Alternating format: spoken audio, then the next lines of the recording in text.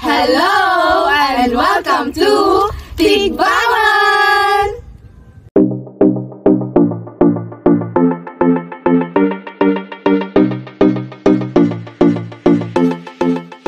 So good morning ma'am, kami gali ang mga estudyante sa West Visayas State University ng si Carla kaya kapag-iwag si Berhan.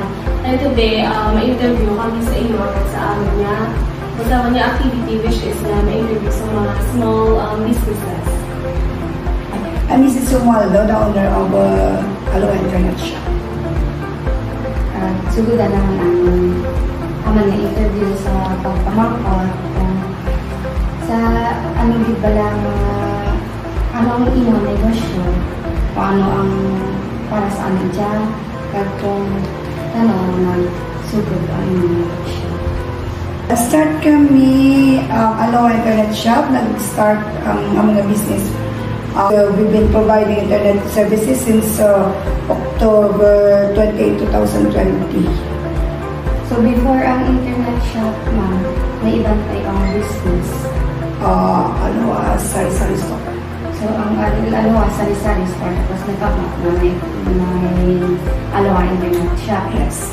Ang big question, ma'am, ano ang halinan sa pangalan, Aloha? Ano naman sa amon nga family nga ngaran, nga gimbal naman sa daruan mga bata, kag kami nga mag-asawa. Ang A as in Alaysa, tapos ang L sa akin, ang pangalan nga Listel, tapos ang O is Oscar, tapos ang J is Jeff Allison sa Aloha, as nabuo. Lamig din dali ang background nga may Aloha Internet Shop, Aloha Sari-Sari Store. So, ang kakarong na question, So ano ang naging inspirasyon ma'am or inspiration sa pag-build sa inyong business? Para mag-start kami kang business, isa kang nakita namon mismo kung paano ang ato na community nag-struggle with the internet access during the pandemic.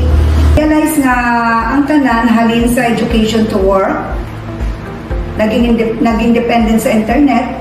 Kag mga damo nga tao dito sa ang barangay kag sa mga piyak bagid nga barangay ang wala stable nga internet. Dito kami nag-decide nga mag-start kang Aloha Internet Shop. So good initiative din sa ganito kay bisan kami may mga estudyante kasi struggle na kami sa mga internet So na kita nga like the nag-i-vlogin kami sa business not only to help your own children but of course na makabuli sa ibang mga struggle people. So for our next question, ang pinakahanggad na problema na imo nga ato bang na nag-uumpisa pa lang sa imong business aside sa dimension nga sa pandemic? Sa pag-umpisa din sa negosyo namin, biggest challenge na major challenge ang natubang namon una ang pag-stabilize sa network connection diri sa atong lugar nga kabudlay gid, especially nga located kita in area nga hinagid ang signal. Second, ang pagkuha sa mga permits halin sa NTC.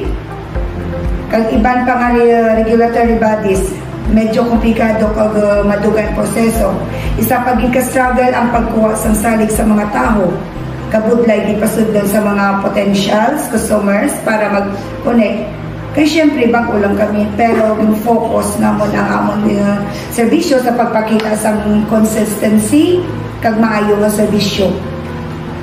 Ano ang nagapali mo sa inyong produkto, ang inyong negosyo, ang serbisyo na pinasahigit sa ibang mga negosyo bigyan makita sa atong lugar? Sa amon serbisyo nga pinasahigit sa sininga lugar, unique tungod sa amon dedicated less line na masigurado nga stable kag madasig ang connection. May araman kami fast technical support nga available anytime kung may problema. Kag competitive ang among server kag network devices na naghatag sang top-notch na serbisyo para sa amon nga mga customers. Ang amon focus amo ang paghatag sang quality nga internet experience. Yung mga other pagiging bagong Aloha Internet Shop. Mga branches kami, mga branches, mga 28 something branches kami. Pili mo? Mga kapis, Cardes, Kahoy. Hindi ko naman. Pero hindi lang ito, may branch. Hindi, bawal nila. Pinagmamay. Ano ang mga pag-ayaw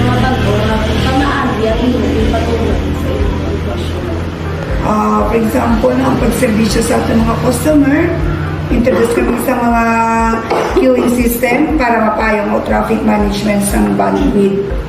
Ini nga nagabulig na siguro mas stable kung madasigi ako ng internet connection sa amon mga kliyente. Bisan nga oras nga damo nga nagagamit.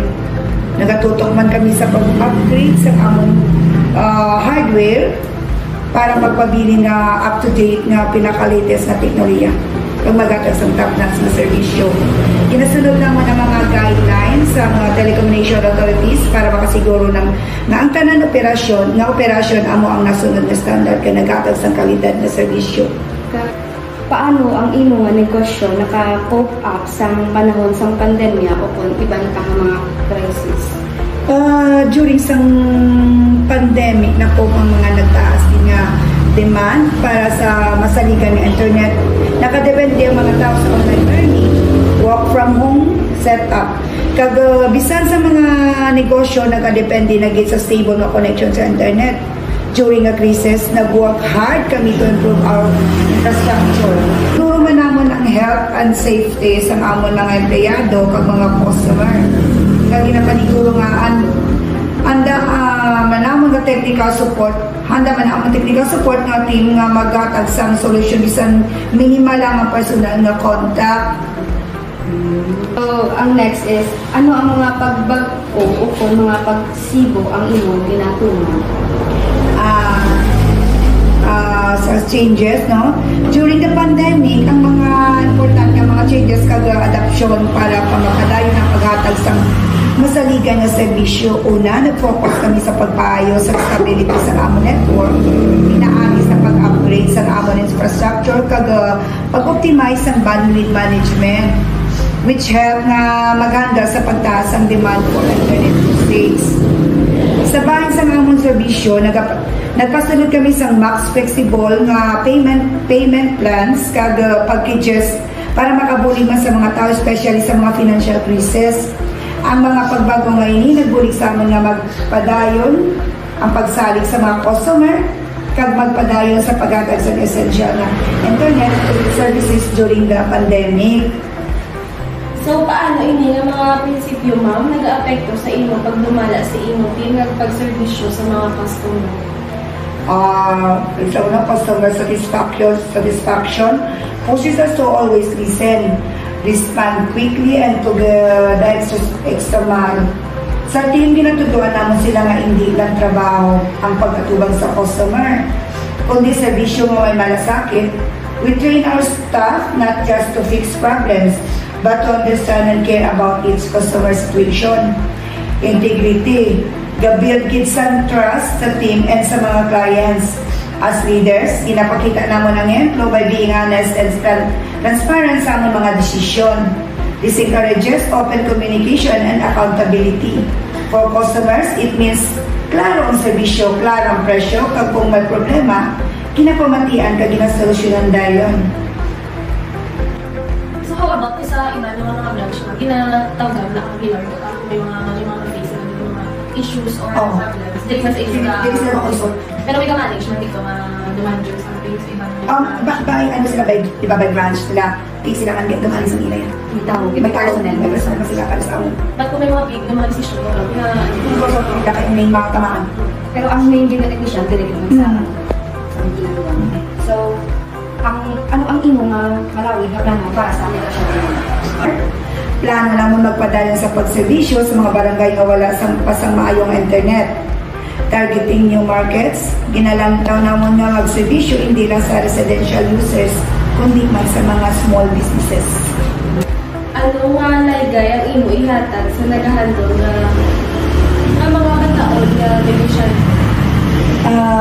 Ang ma-advise ko lang ka dyan, start with a purpose. Hindi lang tungod gusto mo mag-negosyo para magka-income. Kilalaon mo kung anong ang problema nga gusto mo solusyonan, kag paano ka makabulig sa komunidad.